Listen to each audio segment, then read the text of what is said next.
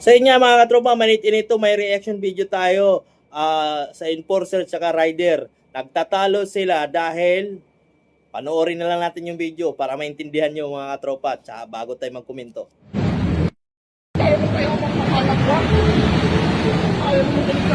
Ba't ako makikinig, sir? Tignan mo nakakulay pula, oh.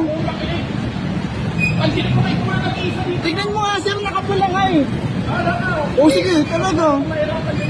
Pinapadiretso mo ako nakapula? Oo. Oo, sir. Eto, sir, oh, lisensya ko. Oh, tignan mo, bakit?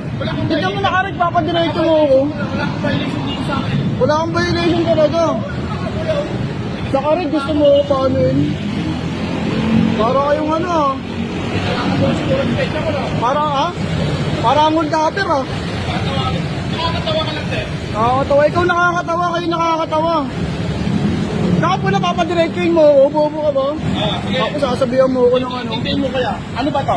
Kaya nga, ano ba? Oh? Inabot nga ako ng ano yun. Sir, tignan mo galing nga, nga sir. kanina, galing nga kanina. Sir, Natawid ako. pansinin mo ito. Ikaw lang galing nag-iisa kanina, di ba? dito. Galing Wala kanina. akong sabihin. Tapos nagdilaw, nag-red. Gusto ko padiretsuin mo ako doon. Kaya parang nakarecord ganito. Wala akong pakialam sa'yo. Wala akong pakialam sa'yo. Record mo. Sabihan ka lang. Sabihan ka lang ako sa'yo. Mas ako pinapaliwanag ko nga sa'yo, may NCAP ka, di ba?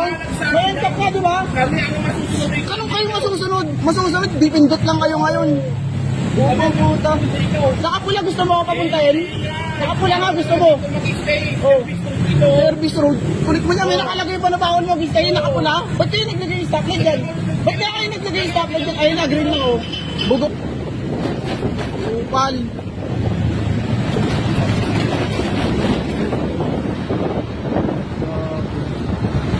Pinangin ng mga MMDA tayo, no? Stop! Ayun nga mga katropa, no, unti-unti na lumalabas yung problema dito sa sinasabi nating NCAP. Yung rider at saka enforcer nagtatalo dahil nga hindi sumunod yung rider na pinapagunga naman siya kahit naka-red pa yung ano. O di ba dati susunod naman yung enforcer kahit naka-red yung stoplight na yan. Eh ngayon dahil nga sa NCAP, hindi sumunod yung rider kasi takot nga siya magka-violation. Siyempre malay mo kuha natin kung trap ba yun, di ba? O, matik yun. May violation ka. Anong masasabi nyo? Anong komento nyo dyan?